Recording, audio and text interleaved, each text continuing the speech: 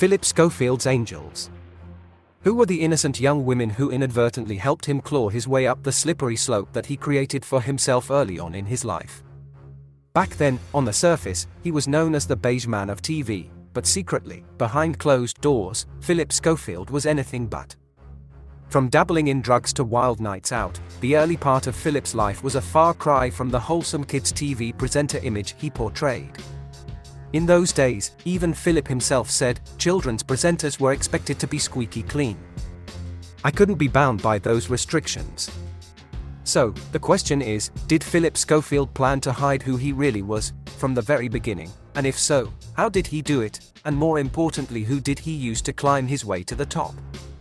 Aged 19, Phillip Schofield moved with his family to New Zealand, a lesser-known part of his life, but Blinkerhole has established that the Schofields lived in a 5-bedroom house with a large driveway, enclosed within a picture-perfect white picket fence, just a 2-minute drive from the beach in Howick. 15 Alexander Street to be precise. The property, now worth just shy of £1 million, was home to the family for 2 years, and while there, it seems that young Phillip made quite the impression as the new kid on the block, even dyeing his hair to improve his image after he started greying when he was 16. He did suffer a mishap in those early days in New Zealand. While using an electric blanket, he sustained an injury to the top of his right leg which resulted in a scar. He said, "It was a loop in the electric blanket which I left on overnight while I was in there. I woke up thinking, oh my god, ow, ow, ow. Luckily, no electric shock, but it scarred me for life on the top of my leg." Phillip went on to make his television debut on the 23rd of February 1982 as the initial presenter of the youth music program Shazam on TVNZ, produced by Peter Grattan, who was a close enough friend to make a flying visit to the studios of This Is Your Life when Michael Aspel surprised Schofield with a big red book in 1998, 14 years after they last worked together for a relatively brief period in New Zealand.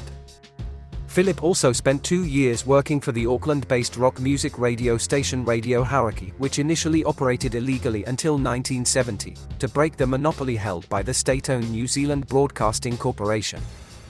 While a professional on air, Phillip's bosses at the time might have been shocked to know the children's TV star experimented with marijuana, though he says he never liked it.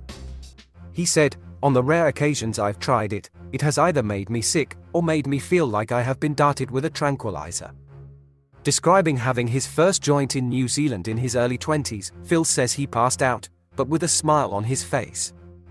His friends carried him to bed, before putting on the album Love Over Gold, by Dire Straits. In his stoned state, Phil fell in love with it, no doubt identifying with the lyrics, "You throw your love to all the strangers, and caution to the wind, and mind over matter to do what you do that you must." While he was working on Shazam, he was said to have met trainee floor manager Marika Tortz, although some reports say that she was a line manager at the time of their meeting. Could Phillip have been so desperate for fame and success that he would achieve his goal by any means necessary?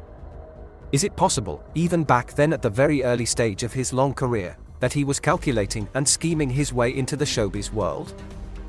The young Phillip was overly keen to impress Marika's mother, one of the quickest routes to a girl's heart it could be said, and just maybe the fastest journey to what he might have thought he needed at that time, respectability. He was attracting the attention of a rapidly growing number of females. Could he have seen the angelic line manager Marika as a way to both further his career and calm that awkward situation down? His second female target can most likely vouch for that assumption, more on that later. Miriam, Marika's mother, said that she found Phillip to be really genuine and down to earth, saying that they were delightful together, and that they were like a couple of young puppies, running around the house and chasing each other up and down the stairs, and, in hot weather, turning the hose on each other in the garden. They had so much fun.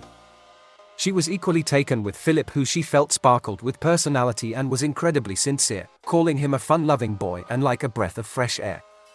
He would compliment Miriam's cooking regularly and ask to stay for tea, and afterwards, he would help to clear the table and wash up the dishes. She believed the future star remained grounded and down to earth, despite his success with New Zealand television. Speaking in 2020, after Phillip came out as gay, Miriam said, "Phillip talked about his fame, but said he'd never get carried away by it. I believed him, then, and still do." She continued that, away from his Mr. Nice Guy side, he was also a prankster, and describing her daughter's 21st birthday, she said, he gave her a little box, containing just a bar of soap and watched, in amusement, as she tried to look and sound grateful.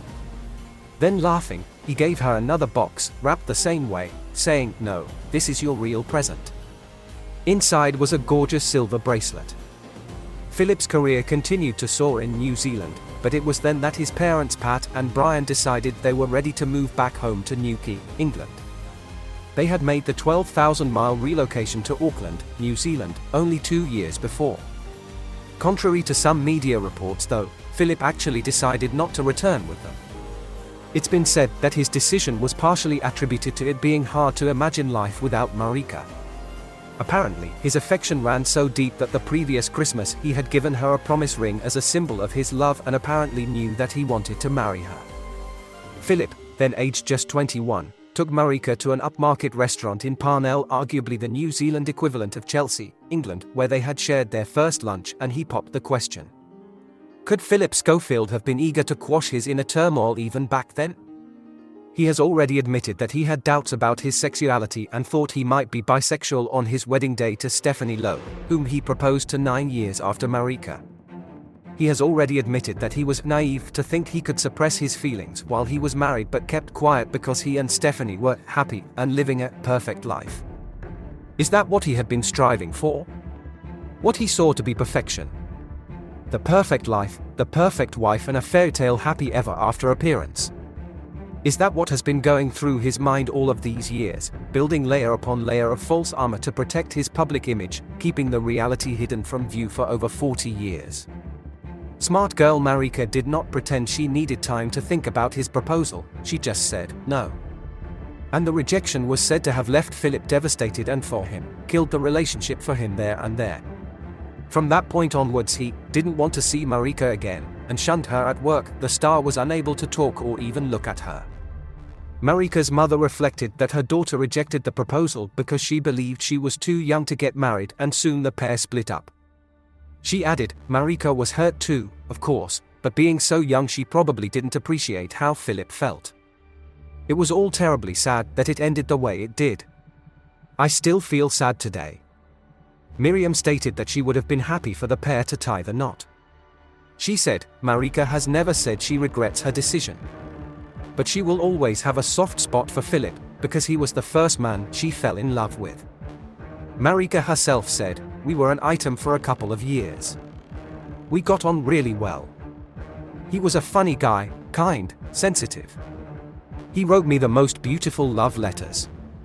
Marika now works as a nurse in the US, and in 2020, talking of her 2-year relationship with Philip after he came out as gay, she said, all my family and friends were there at a big party. Phil gave me this big box wrapped up. There was nothing in it except at the bottom a tiny box, and inside that was a promise ring, the promise to get engaged. The young couple was said to have kissed in front of their colleagues at the party in Auckland. They were the toast of TVNZ, where they both worked. Weekends were spent at each other's houses, with Philip often driving over to spend time with Marika and her Russian family. They went on a romantic holiday to Tahiti together. Her father would toast his health in vodka, and her mother beamed with pride at the young man who seemed keen to join their family. When he and Marika were apart, he would send her tender love letters, which she has kept. She said, his only vice was smoking, but he was a considerate smoker and would go outside or wind down the windows in the car. She adds, he went from being an ordinary bloke to a celebrity. When we went out to dinner, people would ask for his autograph. He was very well groomed and maybe he came across as a bit gay. There was probably something underlying, but when he was with me I never knew. We had a full physical relationship. He was a regular guy, I never suspected anything. But, the nurse added, it would have been impossible for Phil to come out in the early stages of his career, as it could have tragically jeopardized his chances of success. She said, if he had, it could have jeopardized it all, his TV career. Marika herself says the issue was that she had another boyfriend by then, a yachtsman called Chris Vincent, and that the romance fell apart when she went to America to spend time with him. Phillip Schofield later said of Marika, I asked her out because everyone else fancied her and I wanted to put all the other guys' noses out of joint. But he did credit her for something. Philip was once at Marika's house and had intended to take her to the cinema, but, it seemed, she was in a bad mood and wanted to stay in. Disappointed, Phillip stayed for only a few minutes, then got in his car and drove home. Phillip made the 40-minute drive back to his family home, which would turn out to be the most crucial journey of his life. The night his father Brian had a near-fatal collapse. It's been said that had Phillip not been at home that night, then his dad would have died. Marika said in 2020 that she reflects with warm nostalgia on the lovely guy who wanted to be her husband. But we wonder what Marika would make of it all now, and if she knows that Phillip once called her a cow. Phillip told an interview, "She was a real cow at the end, but although I was upset, it didn't affect my work. In the dying throes, I did play her a song, Missing You, by John Waite, on the radio. It was a real cheap jibe." The second young lady to nearly fall for Schofield's dubious charm did, however, get the measure of him early on. In November 1983, before he left New Zealand, Phillip was said to have fallen madly in love again. Strange that.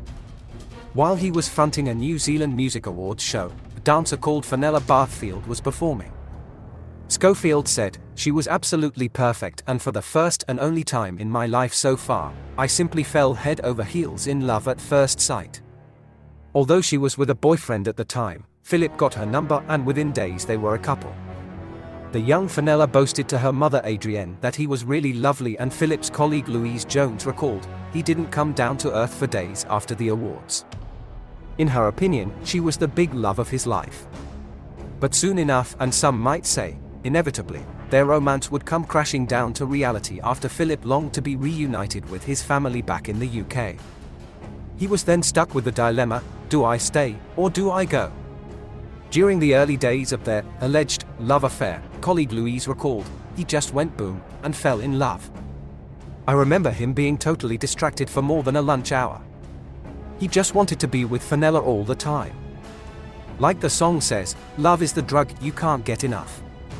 Fenella was definitely the big one in Phillip's life. DJ John Sweetman recalled the pair were a really hot item, always kissing and cuddling whenever they were together.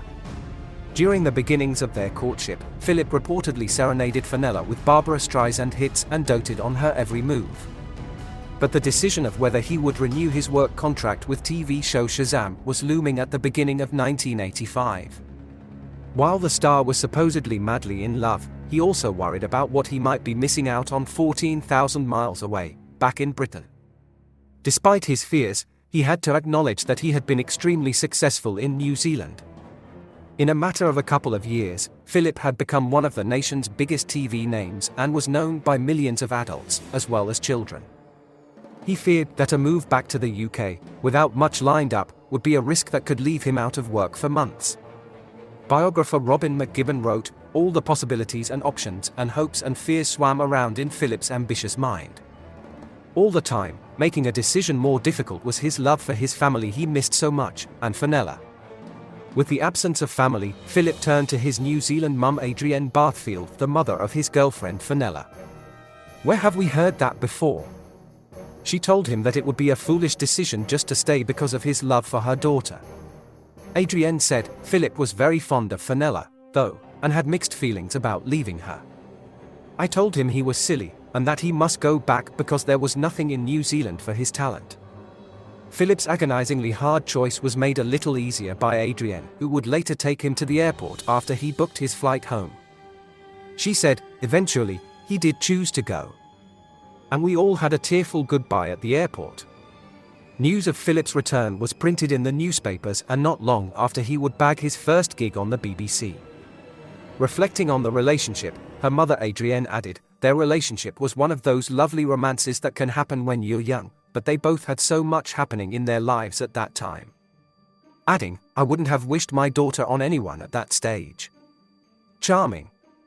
Despite this, Adrienne revealed her surprise that they were an item because initially she had heard people describe the star as that wimp Phillip Schofield. She claimed this cutting comment may have originated because he was not the archetypal muscular Kiwi rugby player many drooled over at the time. Adrienne said, "Even Fenella and my other daughter Vanessa, who watched Shazam from time to time, felt he was wimpy. A lot of kids expect men to be big and brawny, but Phillip was gentle and emotional. Fenella found him charming and easy to get on with, too. She was bowled over by him. Adriana recalled her daughter's comments about the star after their first meeting. "Oh, Mummy, I've met Phillip Schofield. He's really lovely." The mother admitted that she too was won over by his charm and stated that she fell for him immediately. She added, "He had a charisma that made him stick out from the rest. But I found Phillip a deep-thinking person who, basically, wants to know how everything works. That's a wonderful approach to life." Phillip made long journeys between Wellington, where she lived, and Auckland, where he was based. But despite the love affair, and her tears on parting, he stuck to his plan to return to the UK. Blinkerhole questions these accounts of a lovelorn Phillip, and we decided to dig a little further into the reason he really left New Zealand after such a short period of time. We suspect that it had something to do with Radio 1 DJ Peter Powell, whom Phillip had struck up a friendship with when he was 17. Powell had got in touch with Phillip while he was working on Shazam to say he was starting a talent agency and would he be interested. Fenella, we believe, was then dropped like a stone. Phillip's close friend, Peter Powell, was, as we touched on in our Stephanie Lowe, Did She Know video, one of only 15 guests that attended Phillip and Stephanie's wedding in 1993 and is also the original co-founder of James Grant Media, now called YMU Group, the very talent agency Phillip was supposedly dropped from. When Phillip returned to Britain, he became even closer to the people involved in the then new agency whom he called the Chiswick Mafia. The group, which at the time included Peter Powell and his then girlfriend Anthea Turner, Powell's business partner Russ Lindsay and Russ's then girlfriend, the late Karen Keating. Blinkerhole will bring you further information on the Chiswick Mafia in a future video, so be sure to subscribe to our channel for updates. Karen Keating, who presented Going Live alongside Schofield in 1987 and on Schofield's Quest in 1994, in fact, was also alongside Phillip Schofield again in 1998 when he made his debut on This Morning at the ITV studio on London's South Bank. I'm Phillip Schofield. And I'm Karen Keating. Phillip and Karen, who is Gloria Hunniford's daughter, were briefly linked romantically, but Schofield said nothing ensued because he was still mad about the distant Fenella. Right. Phil described the relationship with Karen as great fun, brilliantly chaotic, but not easy to understand. After they parted on good terms, Phillip's friend and manager, Russ Lindsay, the other co-founder of James Grant Media / YMU Group, asked if it would break the lad's code if he was to ask Karen out. Phillip gave his blessing and Russ and Karen eventually married and had 2 boys, before she tragically died of cancer in 2004, aged 41. For a whole 6 years afterwards, as Schofield became famous on Going Live. And in the BBC broom cupboard, he would tell interviews that he and Fenella were still in a long-distance relationship. He said in 1988, "I think I'm probably still in love with her," and said he would be seeing her on a trip to New Zealand and wasn't sure how to play it. And, even, in 1990 he spoke of annual trysts that kept them going. He said, "When we're apart, the passion smoulders. Then one of us visits and pours a can of petrol on it. It feels quite naughty." On the other side of the world though, Fenella was livid. By this time she was engaged to someone else and was tired of Phillip saying they were still in a relationship. She said, "It may enhance his reputation and make him look like a big stud in Britain, but I don't want to be the punch bag anymore. I don't think there's any excuse for him saying we still see each other. I want him to put a stop to it. There hasn't been anything wonderful between us for quite a while." She also apparently said, "I'm going to ring him and tell him to stop making these remarks, they're getting very boring. Certainly I was very close to Phillip, but now I've met someone else, he is a thing of the past." Their salacious spat would go on to make headlines in both countries, but the revelations about the star's love life wouldn't stop there. Whenever Phillip was quizzed about his relationship status, the star explained that he had no time for girlfriends due to his busy work schedule. But by the spring of 1991, in a candid confession he revealed that he feared he had forgotten how to fall in love. He told an interviewer of the time that he hoped, "When the time comes for someone to open the door to my heart, the lock hasn't rusted." With the excuse he was yearning for Fenella, no longer an option, Phillip's fame in the UK grew to the point where mothers were writing to him as well as their daughters, and it seemed that the mums had the more creative imaginations. One sent him a large cutting of pubic hair, which made his secretary scream when it fell into her lap. Another booked a wedding venue for the two of them as well as a New York honeymoon, while a Chinese lady would turn up with her camera and jump out at him, no matter where he was in the country.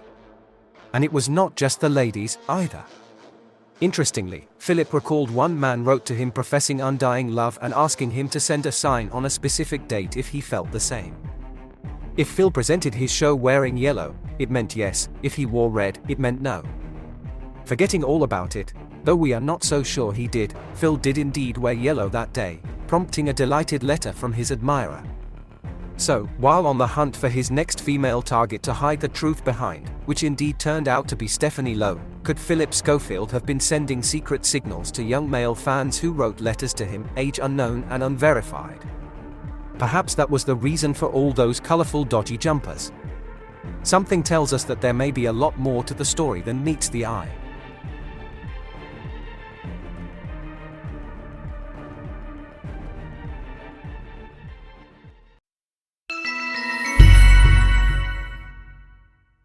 Please like and subscribe for more journeys through the Blinkerhole. For entertainment purposes only.